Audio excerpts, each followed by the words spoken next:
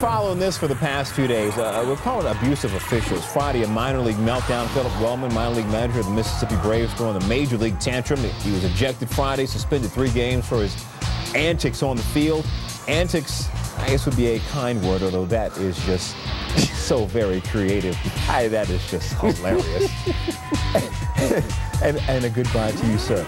Saturday, Lou Piniella losing control in the third base ump. Mark Wegner, hat throwing, dirt kicking and hat kicking.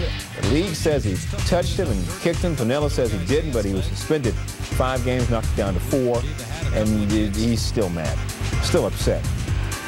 And then April 15th, Tim Duncan and Joey Crawford. No dirt in this one. No, Duncan just incredulous. Joey Crawford hands him a technical for laughing on the bench, and shortly Crawford ejects him. What? Oh? I guess that's the equivalent of the baseball look. Duncan fined $25K. Crawford suspended indefinitely.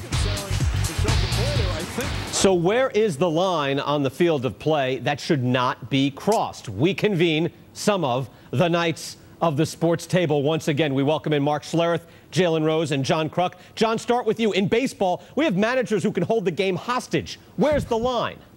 Well, the line is bumping. Any contact with an umpire is a no-no, and you're going to get suspended for a long period of time. You know, the kicking of dirt, there's some people say that it's disrespectful. To me, it's all entertainment.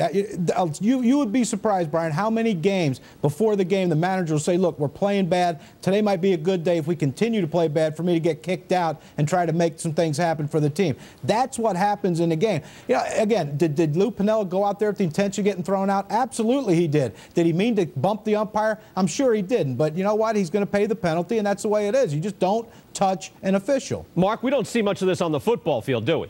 No, we don't, but you would be surprised how much jawing goes on the sideline, how many coaches get in the officials' ears constantly. I think the biggest thing, the biggest difference is there's a time clock. I mean, in the National Football League, if you're out there jawing, that play is continuing to run, and if you put your team in a bad position, you're going to get penalized. You know, baseball may be different. If the manager went out there and started eating up some of that clock or eating up that time, they penalize you. Hey, you don't get 2 at-bats this inning. All right, you know, then you may see some difference. But in football right now, you don't want to put your offense back 10 yards or 5 yards or 15 yards, or your defense for that matter either. So I think that's the big difference right there between football, baseball, and the other sports. Hey, Jalen, in the NBA, we saw Tim Duncan run out for laughing.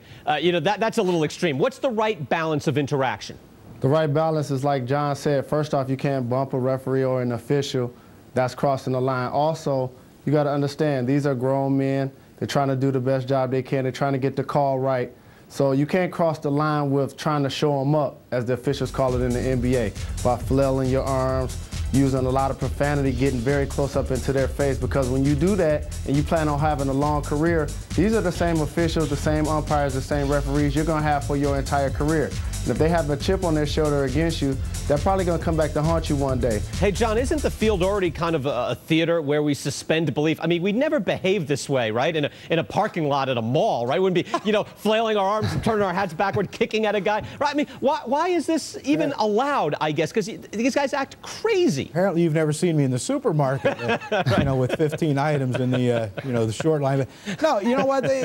Like I said, it's all predetermined. When you look at Philip Wellman, for the coach for the Mississippi Braves, the guy who did the old crawling, the hand grenade thing, he had to sit there at night and think, you know what, if I ever get thrown out and I'm that upset, here's what I'm going to do. You can't determine. I mean, that's not a spur-of-the-moment thing. He did that, and he thought to himself, you know what, I'm just going to go off and go off. But again, I agree with Mark. They need to start getting these, like Jim Leal the other day had a 5-minute and something argument with the umpire. That's way too long, because one, you're making the opposing pitcher sit there and wait on the pitcher's mound without throwing a pitch. You know, I think there has to be some sort of time limit. Get them in, get them out as quick as they can. But like I said, umpires are going to hold vendettas. Managers hold vendettas against certain umpires that they dislike. They know they're going to get thrown out at certain times, and then they enjoy it. Hey, Mark, your son is probably a future pro baseball player. How are you with the grenade thing? You know what? I looked at that. It's premeditated. That, to me, there comes a time I don't mind the passion, covering the plate with dirt, being angry, kicking dirt on people. I think that's part of baseball. I enjoy that. But when you start getting premeditated, you start belly crawling out there, you start doing the hand grenade, I think there's no place for that in baseball. I think that just crossed a line for me. I think of premeditated and those kind of things. There's no passion involved in that. At least when Piniella's getting out there, he knows he may be going out there to get thrown out, but you know he's very passionate about what he's doing, kicking the hat and kicking the the dirt and doing all those things. So I think there is a fine line there, and I think that manager definitely crossed it. Jalen, one last thing. Is that a tradition worth continuing, though? Again, the NBA very cognizant of you don't want to incite something, you know, rile up the fans. Would you worry about that in baseball? Do you think it could happen there if you got the fans too fired up over the histrionics? Well, in baseball, that's come a part of the game, kind of like leaving the dugout to go onto the field to play for a brawl. You know, that happens in baseball, just like in hockey. Fighting is a part of the game as much a promotion, just like in the NFL, hard hits. In the NBA, it used to be hard fouls,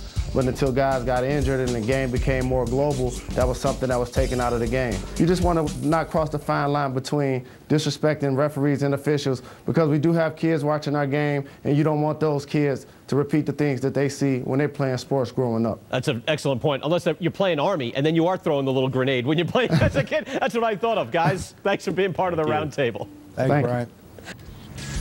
Closing numbers 18, the Long Beach Armada professional baseball team announcing today that it has changed its official name.